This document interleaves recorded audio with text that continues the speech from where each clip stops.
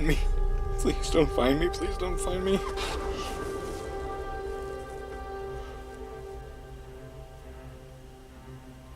Found you! No way in hell I'm gonna touch that miserable excuse of a game. Are you sure?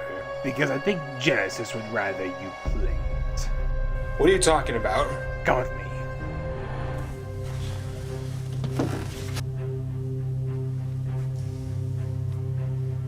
You see all this attached to him? It is his life support. And if any of it is removed, he dies. Okay, what is your problem? What do you have against me and the Genesis? My gripe with the Genesis is the fact that it actually competed with my father, Super Nintendo, and was succeeding.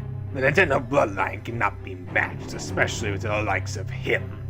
And you brought this game and felt the need to have others play it, and now it's your turn to suffer. Don't do it. The game is far worse than you could possibly imagine. My life is not worth your sanity. Please, don't.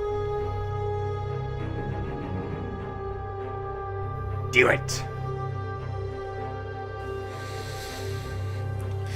Fine, I'll play it. Good.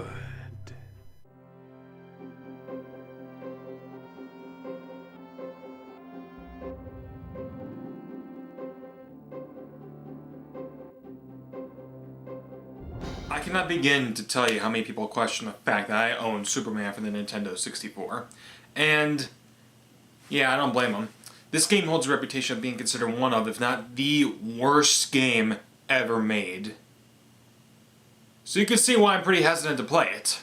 So many people have done reviews on this game, may others play it for their suffering, or play it drunk. Fuck, I missed the first ring! You're drunk, motherfucker! Alright. So I guess this is kind of, sort of my karma for both owning the game and having other people play it.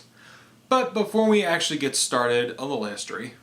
A company in the late 90s known as Titus made a deal with Warner Bros. To create a game based on Superman the Animated Series. Yeah, way to make a game based off of an awesome TV show, guys. The game had a ton of Warner Bros. Oversight telling the developers what to do when really they have as much knowledge of game design as Universal does making Dr. Seuss movies. And so they created Superman 64. Well, to be more accurate, Superman, the new Superman Adventures. It's a bit redundant. Yeah, that's its real name, and new is true as this game has reached a whole new level of bad that is yet to be matched today. But that's just the game on paper. Actually playing it is a completely different story, so let's get this over with.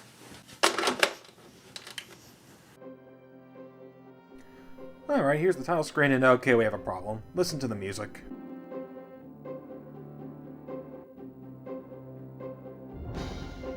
The hell is this? Why not the theme from the animated series? I'm fine without using the John Williams theme, but why not the theme from the show this game is based on? Look at that, I'm only at the title screen and I'm already complaining.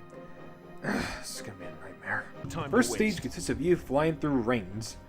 Yeah, flying through rains. Way to get us hooked on the start, guys. Now, this may look easy at first, but you realize it's anything but easy for two reasons. One, the time limit, which is in the majority of stages and just barely gives you enough time to finish it. Two, the control. Good lord, the control is awful. Both walking and flying. Flying is way too precise. Just a slight tap of the analog stick will send Superman flying in a completely different direction, and seeing how most of the stages require you to fly through rings, that will most likely require you to miss a ring, and you have to very slowly turn your ass around to get it. Ground control suffers the exact opposite problem. You're plagued with tank controls. What is that? Well, I'll tell you. You can only move in the direction you're facing by holding up on the analog stick, and Christ, it's stiff as hell just to move and dodge projectiles from other enemies. You do have ways of fighting back, such as punching, flying into enemies, and superpowers that you can collect in stages. Yes, you have to collect Superman's natural powers, such as heat vision, super breath, and super speed. If that didn't make any sense, there's an actual limit to these powers. Why? What's the logic in that? I'm sorry, I know I'm dwelling on this, but it makes no sense. Since when does Superman need to obtain his naturally born powers? Despite that stupid concept, taking out enemies is actually pretty satisfying, especially punching them. Yeah, now to make it even better. Punch! Punch! Punch! Punch! The powers are actually pretty useful in combat, like freezing an enemy in place or— Holy shit! He incinerated him! What the hell, man? People are crying foul like Man of Steel, but this gets a pass? Screw breaking Zod's leg. This is downright sadistic. God. Well, anyway, that's only the control people. The levels you go through are some of the most generic and boring stages I've ever played in a video game.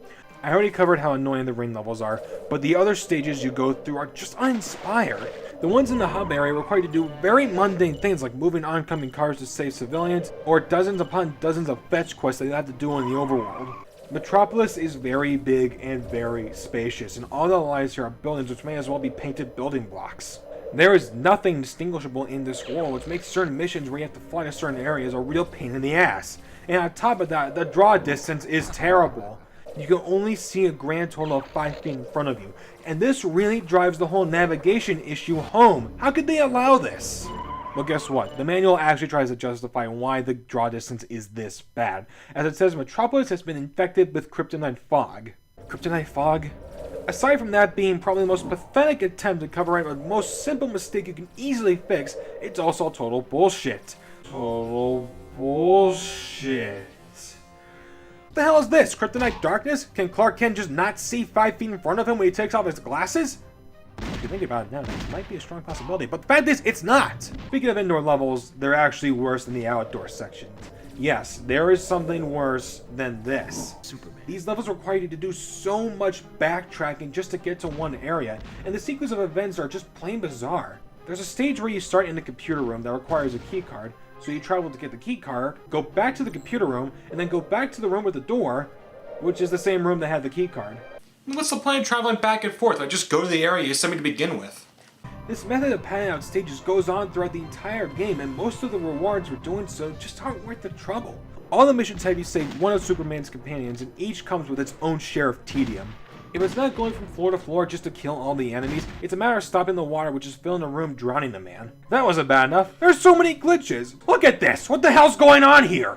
Well, because of this, I just skipped a portion of the stage, which would be a good thing, except I have no idea how to save this guy. Come on! Why can't I just punch down walls? I'm goddamn Superman! Hold your breath, civilian, I'll save you!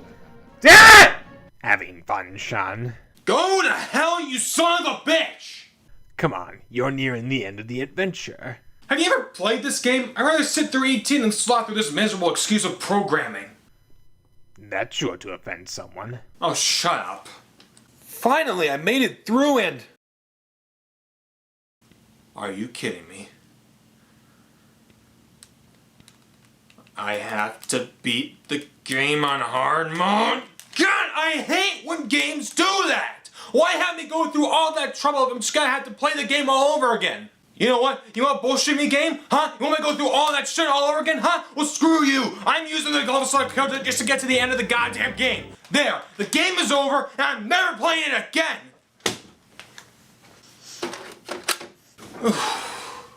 God. Jesus Christ, man. I must say, Sean, I'm impressed.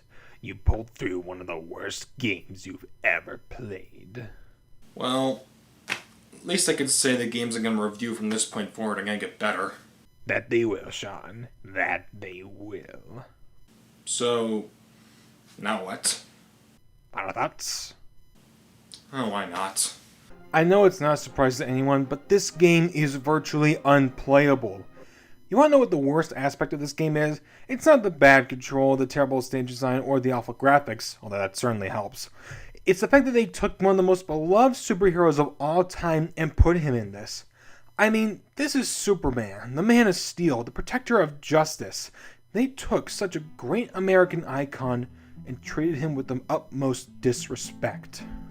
And that is bullshit. Well said, Sean, and good luck to you. The world of gaming is much bigger than you think. Sometimes you need to start a rock bottom in order to work your way back to the top. Until our next encounter, I wish you the best at what is yet to come. Would you mind turning off the switch? Oh, yeah, Okay, yeah, sure, I can do thank you. that. I can't. Yeah, let me just get the... I don't yeah, okay, just hold still just so I can turn you off. Okay, there we go.